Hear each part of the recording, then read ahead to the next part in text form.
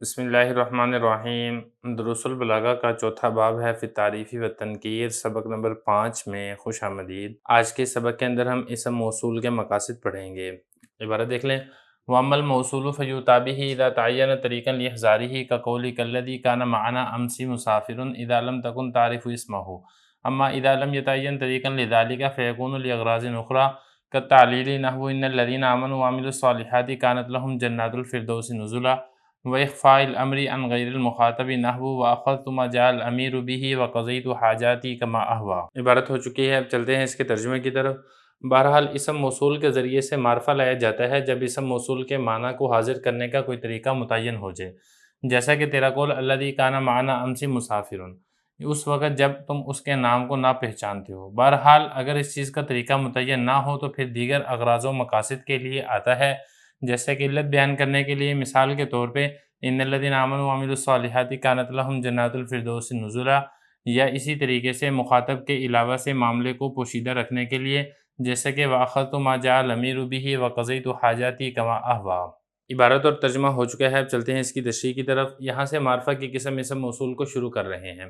دیکھیں اسم موصول کی تفصیل یہ ہے کہ اسم موصول کے ساتھ لفظ کو معرفہ اس وقت لایا جاتا ہے جب کسی مخصوص اور متعین چیز کو سامع کے ذہن میں مستحضر کرنے کے لیے اسم موصول کا ہونا متعین ہو جائے، یعنی جو مخاطب ہے اس کو صرف صلہ کا علم ہو، اس کے علاوہ وہ مخاطب کے دیگر احوال کو نہ جانتا ہو، تو پھر اس صورت میں معرفہ کو اسم موصول کے ذریعے سے لایا جاتا ہے۔ اب اس مثال میں دیکھیں کانا معنی امسی، یہ صلہ ہے اور آپ کا مخاطب اس صلہ کو تو جانتا ہے لیکن اس صلہ کے علاوہ دیگر احوال کو نہیں جانتا ہے، تو پھر متعین چیز یعنی جو مسافر ہے اس کو سامع کے ذہن میں مستحضر کرنے کے لیے اسم موصول کو ہی لایا جائے گا، کیونکہ اسم موصول کا لانا یہاں پر متعین ہو چکا ہے۔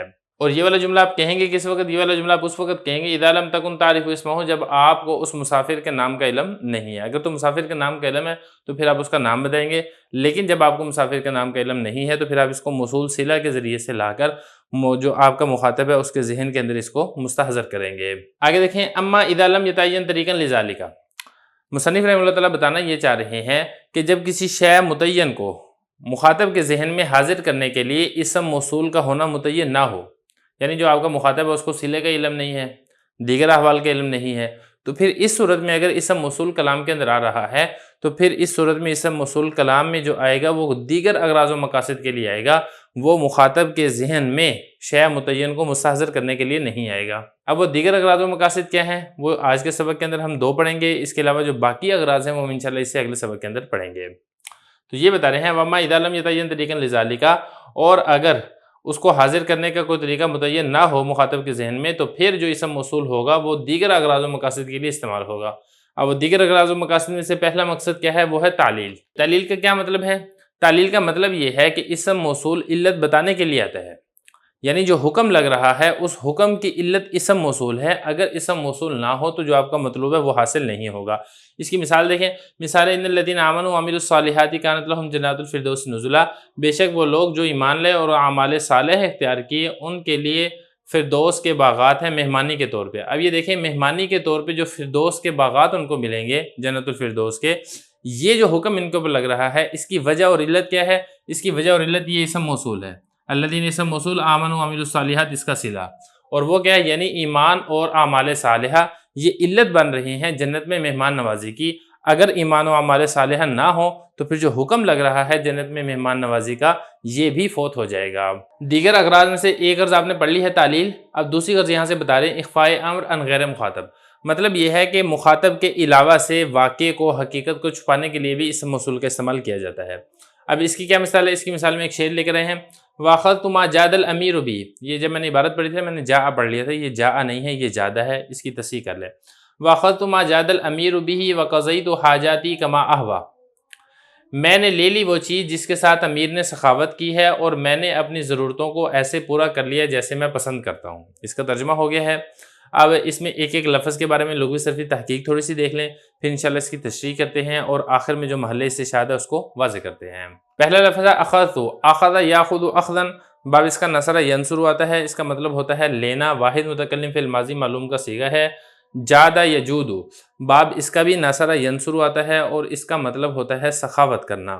اصل میں یہ جو جادہ ہے یہ جاودہ تھا، کالا والا قانون اس کے اوپر لگا ہے۔ آگے لفظ دیکھیں قضیتو، قضا یقضی، باب اس کا ضرب یضرب ہوتا ہے اور اس کا مطلب ہوتا ہے پورا کرنا۔ حاجات یہ حاجتن کی جمع ہے اور یہ ضرورت کو کہا جاتا ہے۔ احوا، حوی یحوا، باب اس کا سمیع یسمع ہوتا ہے اور اس کا مطلب ہوتا ہے رغبت کرنا، خواہش کرنا، محبت کرنا، یہ اس کے معنی آتے ہیں۔ اب اس شعر کا مطلب کیا ہے؟ جو شاعر ہے وہ یہ بتانا چاہ رہا ہے کہ میں نے وہ تمام چیزیں لے لی جن چیزوں کی امیر نے مجھ کے اوپر سخاوت کی ہے، مطلب میں امیر کے پاس گیا تھا، امیر نے کچھ چیزیں مجھے عطا کی، وہ چیزیں میں نے لے لی اور میں نے اپنی ضرورتوں کو پورا کر لیا جیسے میں پسند کرتا تھا، یعنی میں نے اپنی خواہش کے مطابق جتنی میری ضروریات تھیں وہ میں نے امیر کے ذریعے سے پوری کر لی۔ اب یہاں پہ اخفاء امر کس طریقے سے ہے؟ اخفاء امر اس طریقے سے کہ یہاں پہ دیکھیں میم الف ما اسم موصول آیا ہے اور جاد الامیر یہ اس کا صلہ بن رہا ہے، تو جو متکلم ہے، متکلم کا مقصد یہ ہے کہ مخاطب کے علاوہ کو پتہ نہ چلے کہ امیر سے کون کون سی چیزوں کو لیا گیا ہے، تو غیر مخاطب سے واقعے کو، حقیقت کو چھپانے کے لیے یہاں پہ اسم موصول کا استعمال کیا جا رہا ہے۔